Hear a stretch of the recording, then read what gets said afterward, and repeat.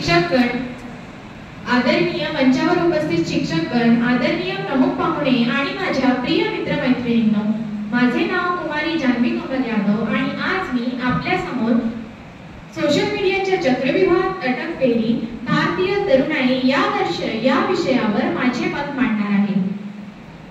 आजची तरुणाई म्हणजे उद्याचे भविष्य, उद्याच्या भारताचे शिल्पकार। परंतु हे शिल्पकार काय करण्यात लपले आहे?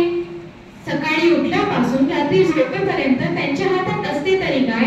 मोबाईल आणि त्यात सोशल मीडियाच्या विविध ॲप्सचा आभासी संसार। मित्रांनो, सोशल मीडिया हे दुधारी शस्त्र आहे। जर त्याचा योग्य वापर केला तर ज्ञानाचे भंडार उघडते, एका क्लिकवर संपूर्ण जग आपल्या हातात येते।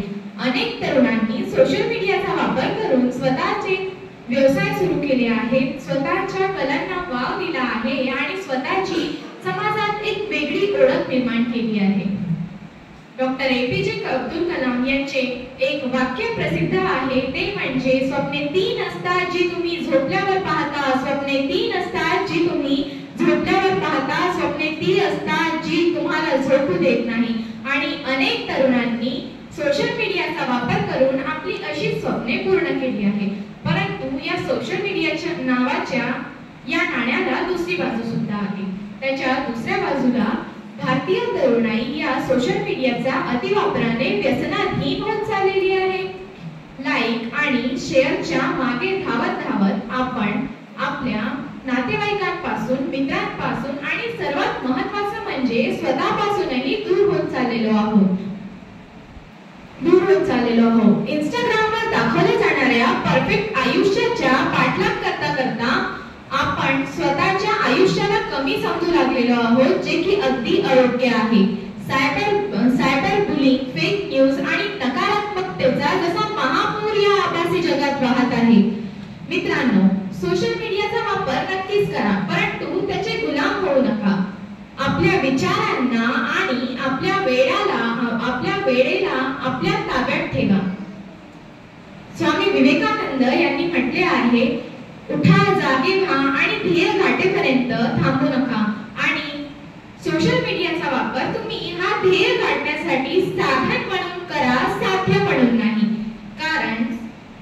कारण आपले खरे आयुष्य मोबाईलच्या स्क्रीनवर नाही तर आपल्या आजूबाजूला उपस्थित असलेल्या परिसरात आहे। तुम्ही तुमच्या कुटुंबासोबत वेळ घालवा, मित्रांना भेटा, पुस्तके वाचा आणि निसर्गात राहा। पहा बरं किती छान आयुष्य आहे आपलं।